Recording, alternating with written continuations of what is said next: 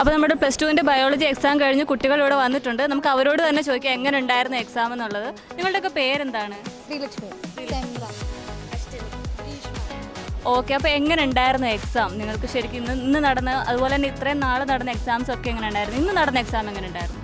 ആദ്യം കയറിയപ്പം പേടിയായിരുന്നു എങ്ങനെയുണ്ട് ക്വസ്റ്റ്യനൊക്കെ. പക്ഷേ കയറിയപ്പോഴത്തേക്കും ഇവിടെ പഠിപ്പിച്ചത് കൂട്ട് തന്നെ അതേ ക്വസ്റ്റ്യൻസ് മെൻറ്റേഴ്സ് പറഞ്ഞത് തന്നെയാണ് ചോദിച്ചത്. പ്രീവിയസ് ഇയർ കുറേ നമ്മളെ വർക്കൗട്ട് ചെയ്തുകൊണ്ട് ആ സെയിം അതേ പാറ്റേൺ, അതുകൊണ്ട് എക്സ്ട്രാ ക്വസ്റ്റ്യൻസ് എല്ലാം എഴുതാൻ പറ്റി. എല്ലാവർക്കും മിസ്സുമാർ പറഞ്ഞ രീതിയിൽ തന്നെയാണ് എല്ലാ ക്വസ്റ്റ്യനും വന്നത്. പാറ്റേണും എല്ലാം സെയിം ആയിരുന്നു. അപ്പോൾ നമുക്ക് നേരത്തെ അറ്റൻഡ് ചെയ്യാൻ പറ്റിയുകൊണ്ട് പിന്നെ ഇപ്രാവശ്യം വലിയ കുഴപ്പമൊന്നുമില്ല, അതെല്ലാം ചെയ്യാൻ പറ്റി.